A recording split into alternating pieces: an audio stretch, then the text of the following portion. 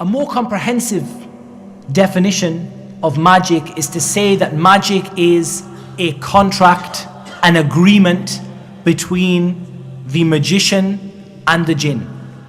On one side we have the first party. The first party is the magician.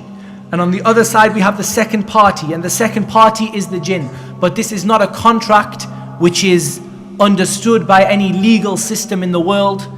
It is not a contract of agreement upon birr and taqwa. Instead, it is a contract upon al-ithm wal-udwan, upon sin and transgression.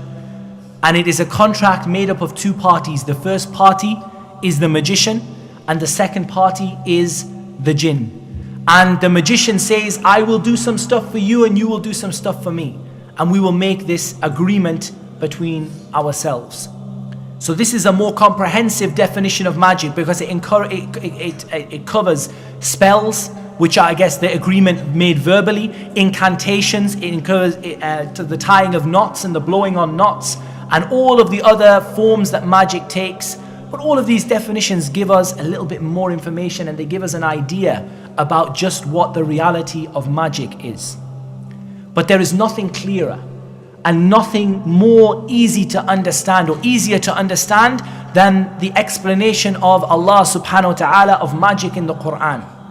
And so we are going to listen to the ayah, and then I'm going to ask you guys to help me, to work along with me, to try and find if we can understand the reality of magic from this ayah. This ayah is the 102nd ayah in Surah Al-Baqarah, ayah number 102, in which Allah subhanahu wa ta'ala says, the translation of which is, and they followed instead what the devils recited during the reign of Sulaiman.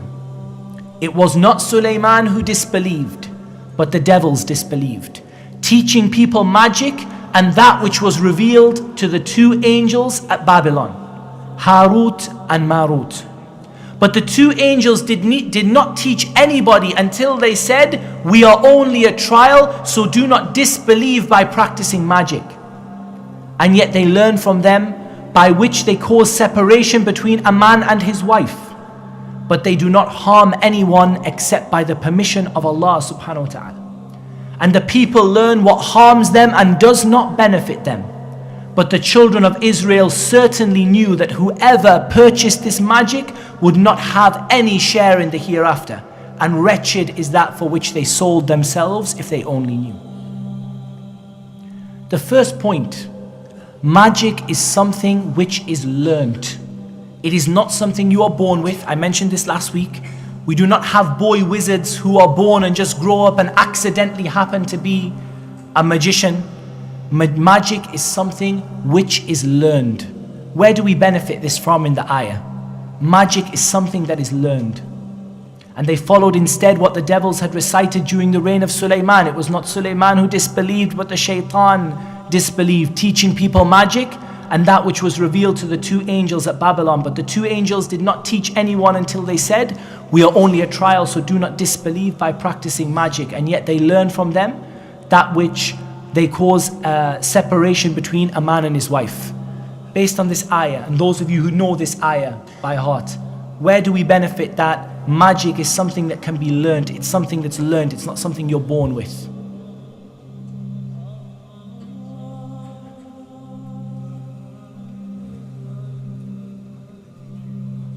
And they teach people. 3 times teaching is mentioned.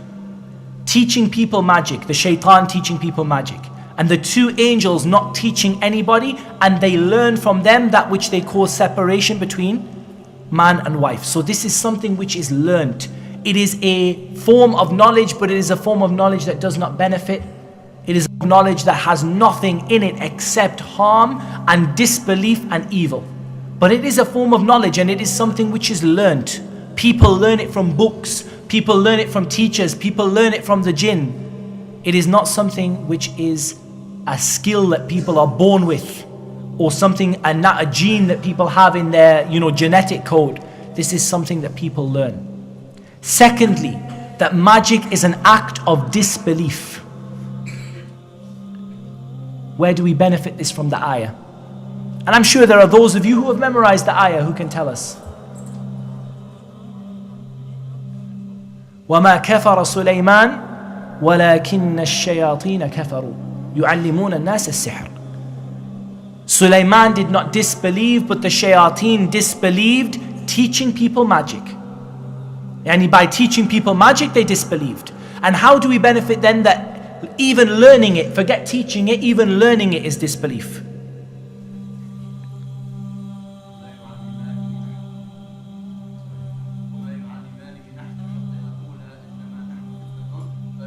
وَمَا يُعَلِّمَانِ مِنْ أَحَدٍ حَتَّى يَقُولَا إِنَّمَا نَحْنُ فِتْنَةٌ فَلَا تَكْفُرْ. The angels did not teach anybody until they said, we are a trial for you, do not disbelieve. Meaning by learning you will disbelieve. And also the statement of Allah subhanahu wa ta'ala, whoever purchased the magic would not have مَا لَهُ فِي الْآخِرَةِ مِنْ خَلَاقٍ. He would not have any share in the hereafter. So from these points we can see that magic is an act of disbelief.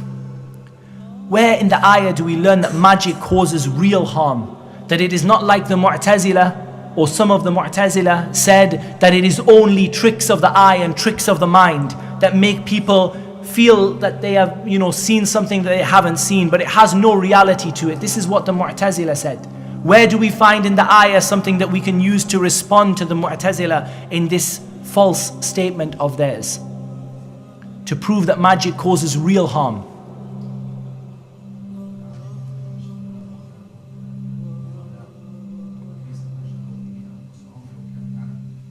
We benefit from this, the statement that they have no share in the hereafter. That's one thing. Where's something even clearer that we can say to these people from the Mu'tazila, you are wrong in your statement that magic is nothing but tricks of the mind. Magic is something real. The separation between husband and wife. The separation between husband and wife. This is something real. This is not something imagined. The husband does not imagine that he is separated from his wife, and the wife does not imagine that she is separated from the husband. This is something which is very, very, very real. That there is no harm without the permission of Allah. This is clear from the statement of Allah, وَمَا هُمْ بِضَارِّينَ بِهِ مِنْ أَحَدٍ إِلَّا بِإِذْنِ اللَّهِ. They cannot harm anybody except with the permission of Allah subhanahu wa ta'ala. And bear in mind, when we talk about the permission of Allah subhanahu wa ta'ala, we are not saying that Allah azza wa jal loves this thing to happen. There is a difference between what Allah subhanahu wa ta'ala allows to happen and between what Allah subhanahu wa ta'ala loves. Allah loves nothing but good. Allah loves nothing but what is good and what is pure. And Allah hates disbelief, and Allah azza wa jal hates for us to disobey Him. But Allah azza wa jal, for a wisdom that He has, decrees that certain things happen.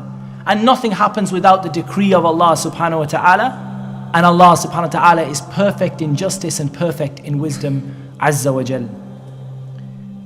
There is no such thing as good magic or white magic. This is clear from the ayah. Again, the brothers have mentioned parts of the ayah. They learn what harms them. وَيَتَعَلَّمُونَ مَا يَضُرُّهُمْ وَلَا يَنْفَعُهُمْ. They learn what harms them and it does not benefit them in any single way. There is no white magic, there is no good magic, there is no magic of Sulaiman, there is no magic of Dawood and all the other forms of magic that the people said, which are supposedly good magic or white magic, magic for the good of the people. There is nothing in magic except disbelief and evil, corruption, and worshipping the shaitan, disbelieving in Ar-Rahman subhanahu wa ta'ala. This ayah tells us something about the history of magic, and Ibn Kathir rahimahullah expands upon this, saying that beforehand the devils, they used to ascend to the heaven and they used to eavesdrop on the conversations between the angels about what will occur on earth, and then they would convey this news to the soothsayers and the fortune tellers. And these people would misguide the people by appearing that they knew what was going to happen in the future. And the shaitan showed his long-term planning. The fact that he waited and he waited and he waited generation upon generation until he managed to convince the people that the jinn knew the unseen, that the jinn knew the ilmul ghaib, because of these lies and these things that these listening of the angels and the lies that they mixed up with it. they convinced the people that the jinn knew the ilm al-ghaib, that the jinn knew the unseen. And it's said that Sulaiman alayhi salam found them collecting some books or some writings about magic and about this kind of these things regarding the jinn and the fortune tellers, and that he forbade them from this, and that later on this was uncovered once again after his death, and it was described as being the magic of Sulaiman.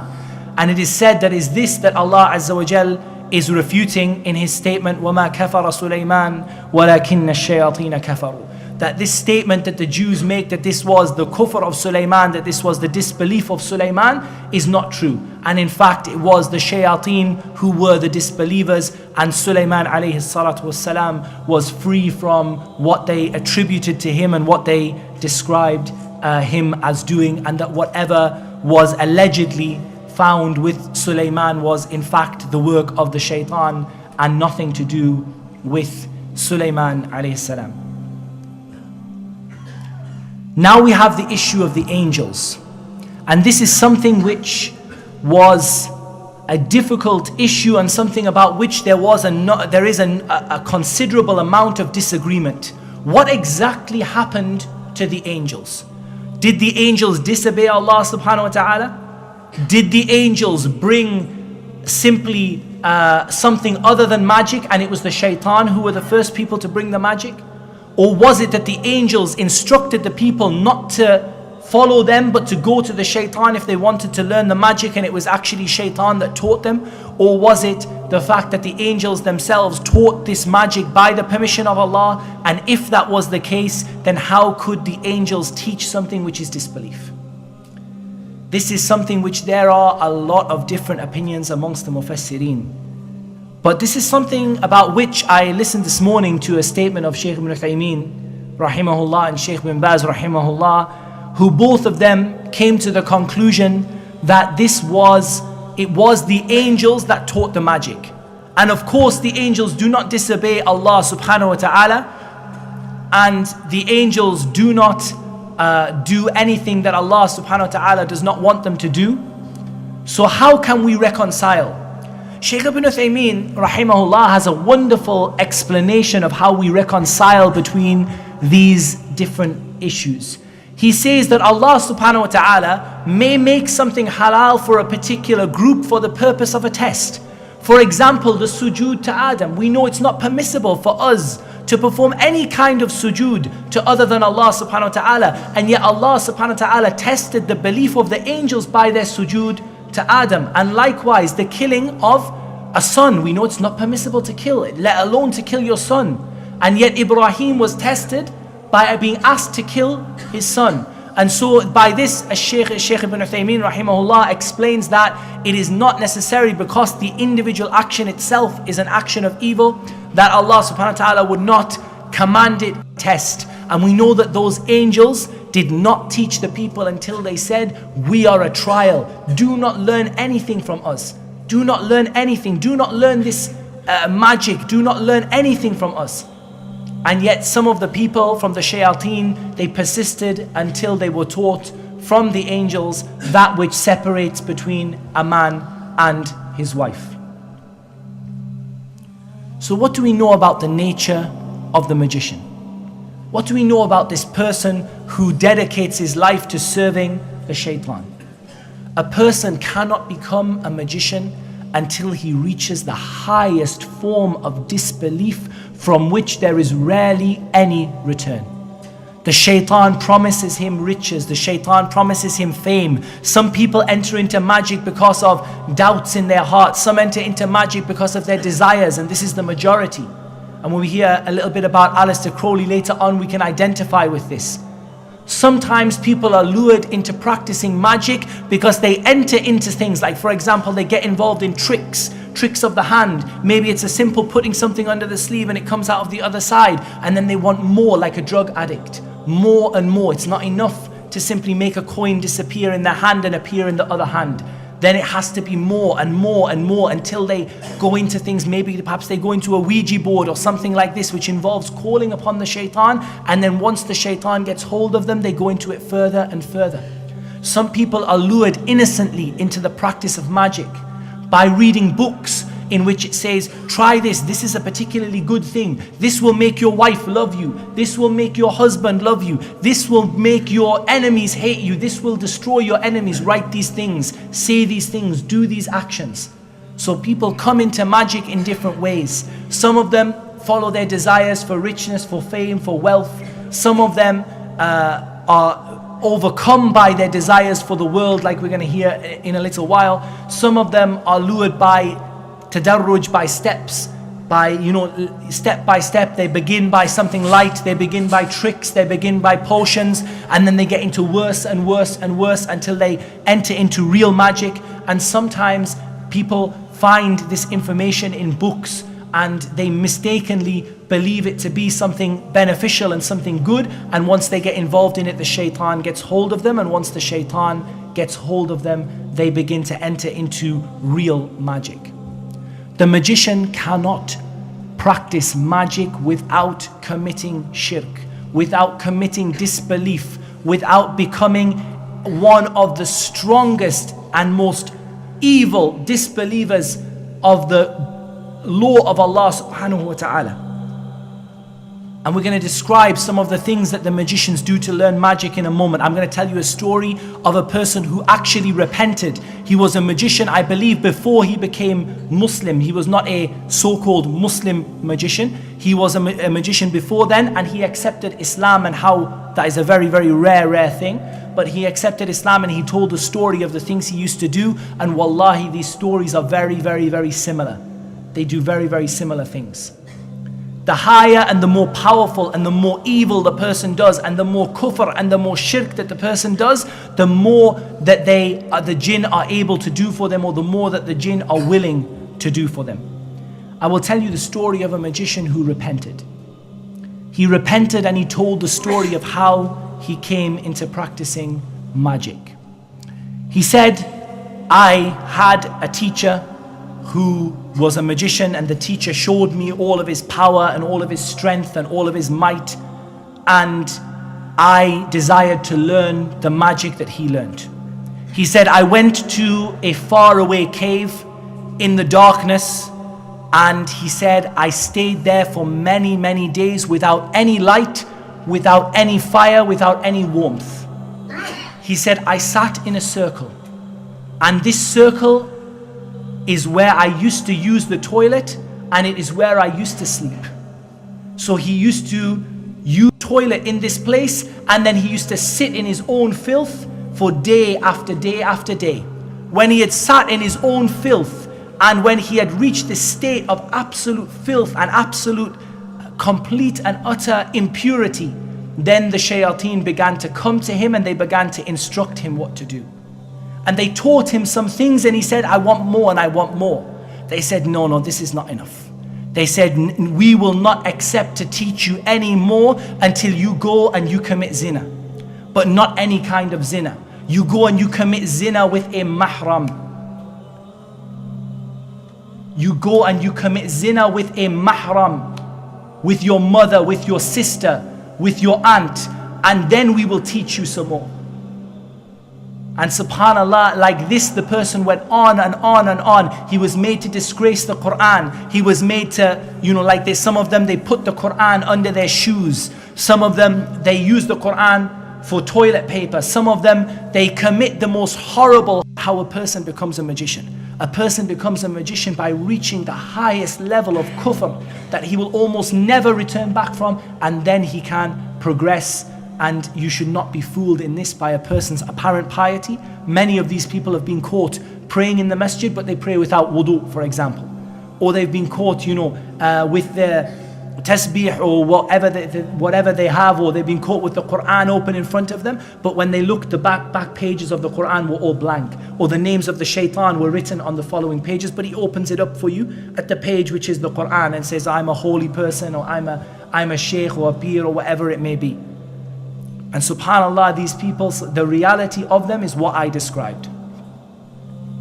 I know of a man who I came across some charms and amulets that had been made for him or by him, and I opened them up, and inside they were covered in blood and in all sorts of things, and inside there was the